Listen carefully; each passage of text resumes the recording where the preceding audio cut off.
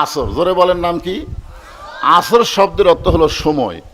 এই যে দেখেন ছোট্ট একটা বাচ্চা হাতে মোবাইল নিয়ে বসে আছে, সময়ের শপথ করেছেন আল্লাহ, কারণ সময় অত্যন্ত গুরুত্বপূর্ণ একটা সাবজেক্ট। সময় অত্যন্ত গুরুত্বপূর্ণ একটা বিষয়।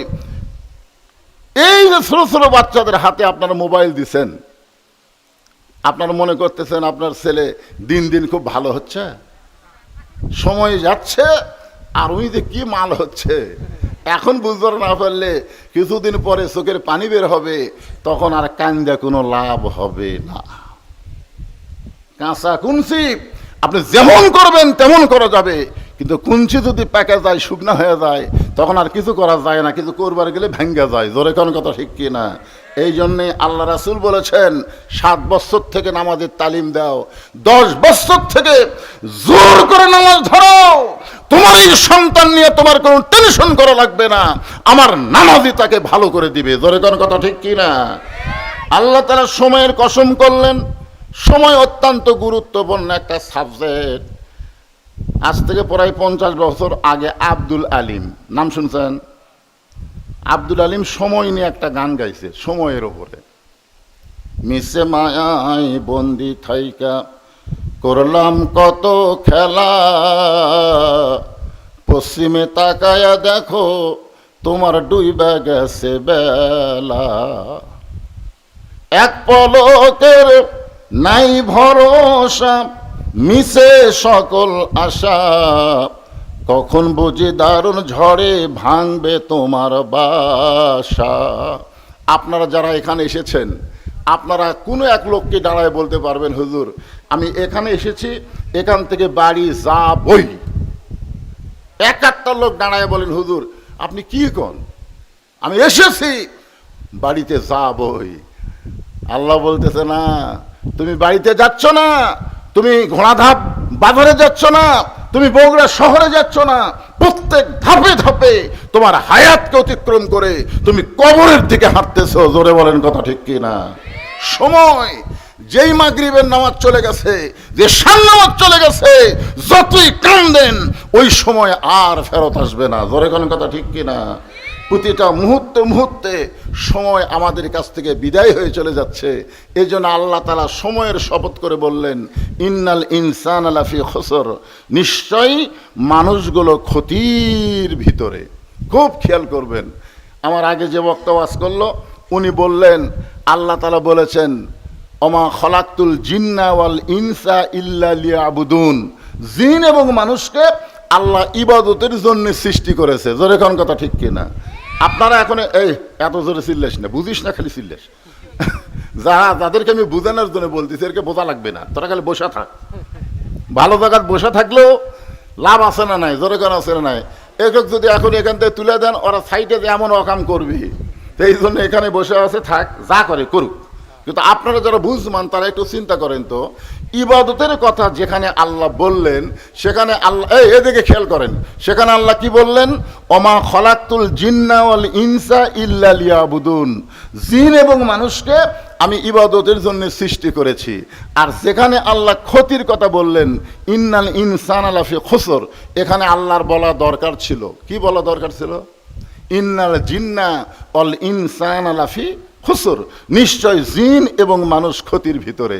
তো ইবাদতের কথা বলার সময় আল্লাহ জিন ইনসান একত্র করলেন, আর ক্ষতির কথা বলার সময় আল্লাহ জিনক বাদ দিলেন। এই জিনক বাদ দেওয়ার কারণ কি আপনারা জানেন? একটা লোক কথা কয় না, না জানলে বলবেন জানি না। জোরে কন, আরো জোরে কন। যার মুখ খুলতেছেন ওই মনে জানে। আপনারা এখানে যে আইছেন, আমাকে যে নিয়ে আইছেন, আমি বিশ্বাস করেন গত রাত্রে যেখানে মাহফিল করছি সেখানে লক্ষাধিক লোক। আমি শুধুমাত্র বগুড়া জেলা ছাড়া অন্য কোনো জেলাত গেলেই এলা প্যান্ডেল তেজ হয় এই সমান। কিন্তু যে কয়জন লোক আপনারা এখানে আইছেন তারা যদি হোহা না করেন, বুঝলেন, তাহলে আমার কাছ থেকে কিছু বার করে পারবেন না। তো এই জন্য একটু হাঁ হু করা লাগবে। তাহলে আপনারা জানেন না, সবাই বলেন আমরা জানি না, কারণ আল্লাহ জিন এবং ইনসান এই দুইটা সৃষ্টির দিকে আপনারা খেয়াল করে দেখেন। আপনারা বলেন তো, জিনক সৃষ্টি করে আল্লাহকে ফেরেশতা দিয়ে সেজদা করে লিসা? কিন্তু আদমকে যখন তৈরি করলেন, আগে তো জিনুক সৃষ্টি করছে, তারপরে তো মানুষ, জোরে কোন ঠিক কিনা? আদমকে তৈরি করে আল্লাহ কি বললেন? উসজুদু লিআদম, রে ফেরেশতা তোমরা আদমকে সেজদা করো। সমস্ত ফেরেশতা আদমকে সেজদা করলেন, কিন্তু একজন করলেন না। এই যে গল্প করা চলবে না, এই যে বাবা এই কি এক মোবাইল কি শুরু করছে রে? সমস্ত ফেরেশতারা সেজদা করলো, কিন্তু একজন করলো না। আপনারা বলেন তো, ওটা কি ফেরেশতা? ওটা কে? ওটা জিনেরই সন্তান। ফেরেশতার জিন যখন যুদ্ধ লাগলো, তখন বুড়া জিনগুলো সব মরে গেল, আর জুয়ান জিনগুলো সব কুয়ে কাহা পাহাড়ে গিয়ে আশ্রয় নিল।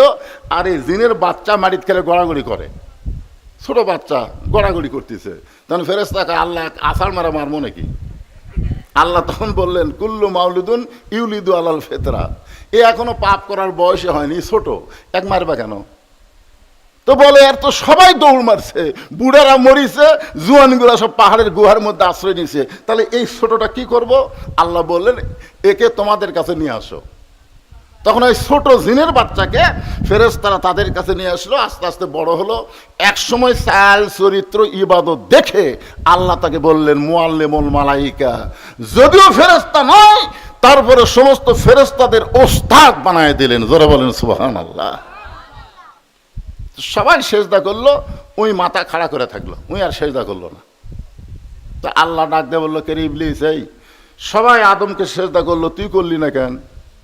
ইবলিস বলতেছে, আল্লাহ এই মাথা শুধু আপনাকে সেজদা করবে, আপনি ছাড়া অন্য কাউকে সেজদা করবে না।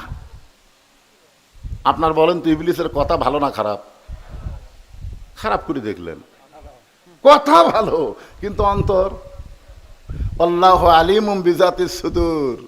আল্লাহ তাআলা ইবলিসের অন্তরের দিকে তাকায় দেখে, ইল্লা ইবলিসা আবা ওয়াস্তাকবার, আদমকে যে ইবলিস সেজদা করেনি, এটা অহংকারের কারণে। জোরে কান, কিসের কারণে?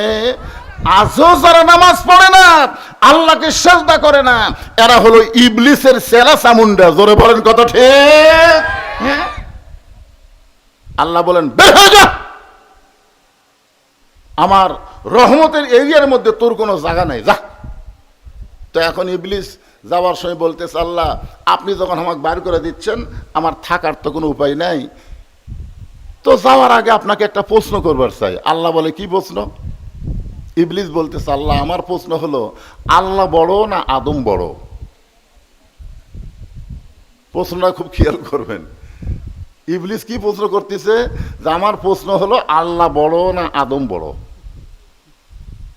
আল্লাহ কয়, কে রে ইবলিস, এই তোর কি মনে হয়?